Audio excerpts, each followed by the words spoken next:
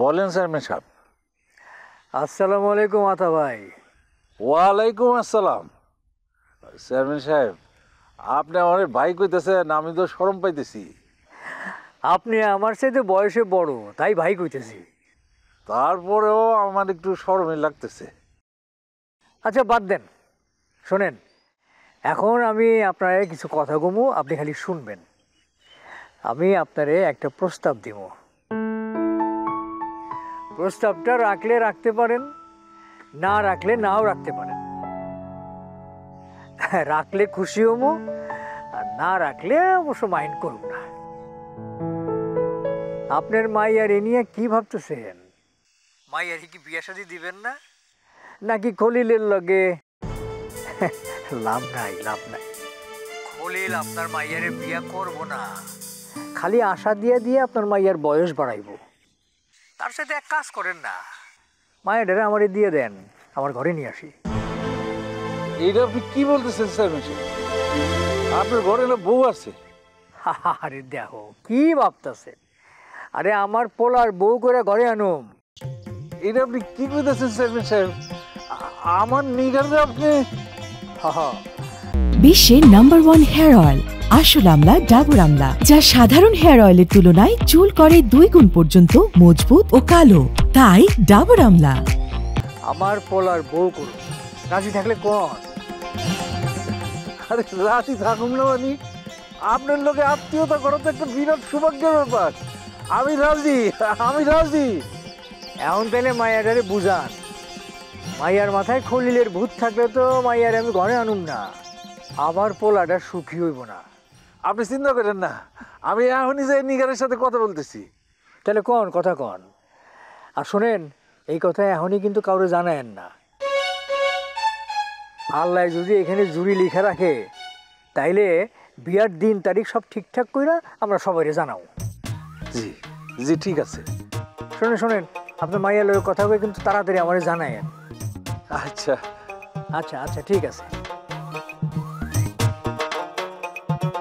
ইয়া আল্লাহ, ইয়া মালিক, ইয়া রহমান রহিম, তুমি সব কিছুর মালিক, তুমি সব কিছু পারো, তোমার উপরে কেউ নাই মালিক। নিগারের আগে খবরটা দিই, নিগারের আগে খবরটা দিই।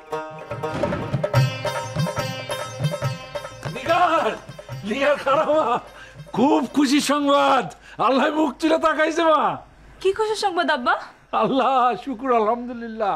আব্বাস চেয়ারম্যান আমার নিজে ফোন করছে, তার ছেলের সঙ্গে তোর বিয়ার প্রস্তাব দিছে। আব্বাস চেয়ারম্যান তোরে তার ছেলের বউ করতে চায়। আব্বা তুমি কি কইতাছো? আমারে কইছে ওই খলিল মলিল বাদ দেন, আমার ছেলের সঙ্গে মেয়েরে বিয়ে দিয়ে দেন। আমি রাজি হয়ে গেছি। আব্বা তুমি এগুলো কি কইতাছো? ও আমি রাজি না। নিগার মা, হাতের লক্ষ্মী পা দিয়ে ঠিলা ফেলাইস না। তুই বুঝতে পারতেছস, আব্বাস চেয়ারম্যানের ছেলের বউ হইলে তুই কত সুখে থাকবি, তোরে কেউ কষ্ট দিয়া কথা কইতে পারবো না। আব্বা আমি চাই না তোর পুলার বউ হইতে। আমি কথা দিয়া ফেলাইছি মা, আমার মুখ নষ্ট করিস না। কেন কথা দিছো তুমি? কথা দেওয়ার আগে তুমি আমার জিগাইবা না? খলিল তোরে বিয়া করব, কোনো দিনও বিয়া করব না। না করুম, প্রয়োজনে আমি একলা থাকুম, তাও আমি অন্য কাউরে বিয়ে করুম না আব্বা। এই বোকামি তুই করিস না মা। আব্বা চুপ করো, যেটা আমি পারুম না সেটা নিয়ে আমাকে কথা কইও না। ফজুখানে তো ঠিকই বিয়া করছিলি। হ্যাঁ করছিলাম, আমি আর বিয়ে করুম না আব্বা। তুমি আব্বা চেয়ারম্যান ফোন করে না করে দাও। না রে মা, আমি চেয়ারম্যানের ফোন দিয়ে না কইতে পারব না। তুমি কইতে না পারলে আমার নাম্বার দাও, আমি জানাই দিতে। না না, খবরদার, তুই তারে ফোন দিবি না। ঠিক আছে, এই ঘটনা এখানে শেষ করে দিবা। আমি চাই না এই ঘটনা নিয়ে তুমি আর আগে বাড়ো। আমার তুই বাঁচতে দিবি না, আমার তুই বাঁচতে দিবি না।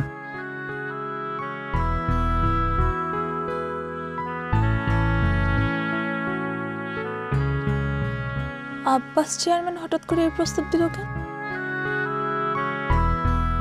কোনো মতলব নাই তো? বকুলপুর টিভিতে প্রচারিত হওয়ার পূর্বেই সম্পূর্ণ নতুন এপিসোড দেখুন শুধুমাত্র দীপ্ত প্লেতে।